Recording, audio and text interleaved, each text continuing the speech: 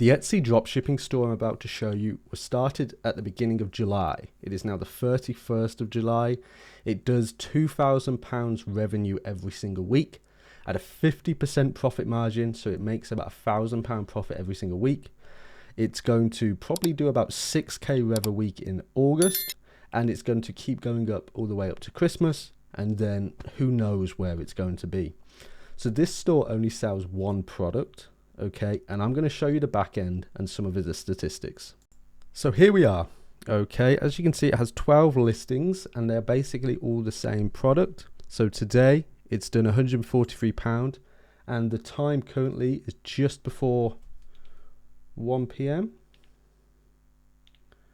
Let's see, yep, just before 1 p.m. We've done £143, so it's down. So yesterday we did 19 orders, £407 rev. Last 7 days, 81 orders, 1.9k. By the end of today, it's going to be over 2k rev for the last 7 days. This month, 141 orders, 3.2k. And as you can see, it's doing 2k rev a week. It's starting to pick up. It's starting to snowball. So let me break down the actual juicy stats. So here's this year. Okay, so as you can see, July, it's only been active, and let me just show you. So start of July, it was doing 11 visits a day. We had a bit of a bad day, some deactivations on some of the variations of the listings, but you know, we're sitting at about 500 visits a day. So let's go back to this year just to update it. You know, 2.9% conversion rate, 141 orders, 3.2k rev, and then if we go last 7 days, you'll see we're sitting at a very juicy place, you know, so it's pretty consistent. That was the day we had some deactivations, a bit annoying, but it's doing pretty well. So bear in mind that's about 50% margins on these, so it's doing about £200 profit a day. You know, that's what it's going to be around. Conversion rate has been pretty tidy, you know, all the way up to 4.7. 4.6, again, that was the day we had the deactivations and then it bounced right back up.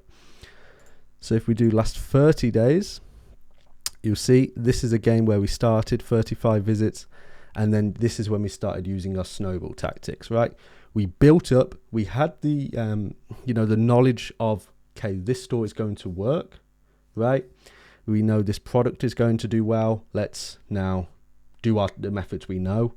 And this is what has came of it. You know, if you want to learn some of those methods, join our Discord. It's discord.gg/Etsy. It's very easy. And as you can see, it's doing bits. You know, we don't really use much ads on here. As you can see, it's all organic, right? You know, so we have a lot of methods to do this. It means that the expenses on this store are extremely low. And we can do it all organic using our methods and the methods we share in the Discord as well. So now when we found the product for this store, there were several steps we took in order to ensure that before we invest our time into this, that we had to tick off and go, yeah, okay, this product is valid. Now, one of those steps was checking the competition.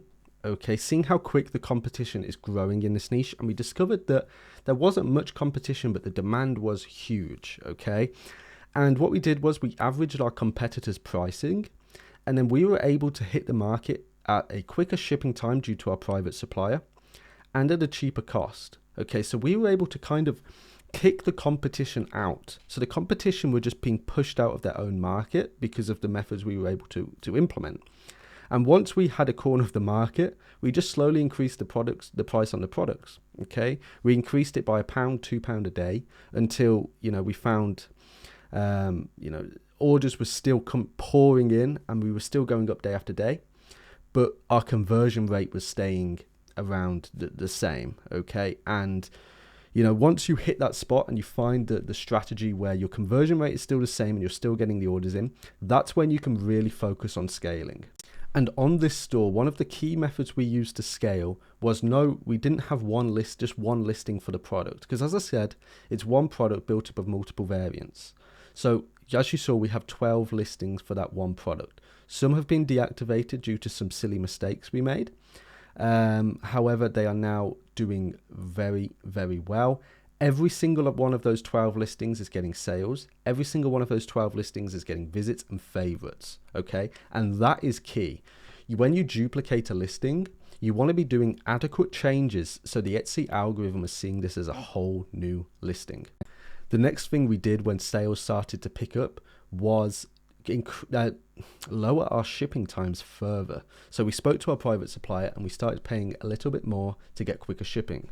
Okay, so now we're getting our orders from the day they come in, we then fulfill it the next day, and it's being received by the customer within like 5 to 6 days. Okay, so that is the power of drop shipping with a private supplier, right? There's no AliExpress, there's no CJ, there's no Zendrop, there's no bullshit.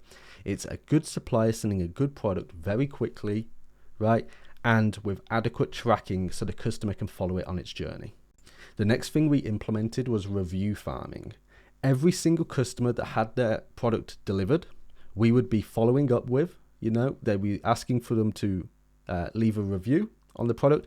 When you're asking for a review on a product, it is important not to directly ask for a 5-star review, just ask for a review in general, okay? And in return for that, they will get X off their next order. They will get a coupon, they'll get a voucher, they'll be put into some prize pool where they can win something, okay? Make it worth their time. The next important thing to know is your audience and who you're targeting. We were not targeting any specific niche or audience as a general whole. We were targeting very sub niches in there that were looking for things for certain events, okay? So say, for example, you were selling a poster. It's not a poster of the world. It's a poster for someone who's just came back from their travels in Bali. It's a poster for someone who's just come back from their travels in Dubai, right? You're not just looking for people who like Bali. You're making it resonate with them and mean something, okay? Another example of this is here. Say you're selling a personalized jewelry. It's no longer personalized jewelry with the name Alice on. It's a bridesmaid's necklace. It's the perfect Valentine's gift. It's a Valentine's essential. It's the birthday gift. That's what that is. It's a birthday gift. You don't get it for anything else. Like, that one listing is now changing the customer's mindset into, oh, okay, this is designed for birthdays. This is awesome. This is great. This is just what they want for their birthday. Sales psychology is very important on Etsy, so it is very important that you follow these rules, okay? The product is whatever you say it is. It's however you portray it. Okay, around Christmas, everyone changes their products to a Christmas gift. Around Valentine's, everyone changes them to a Valentine's gift. There's a reason for this. It's because that's what the demand is, and that's the mindset you need to give to the customer when they purchase a product. So I hoped seeing this store and some of the strategies we used on it was helpful for you guys. And if it was, be sure to like, comment, and subscribe, and join our Discord. As well as our Discord, we do one-to-one coaching. So just drop me a message on Discord if that's something you're interested in, and have a great week.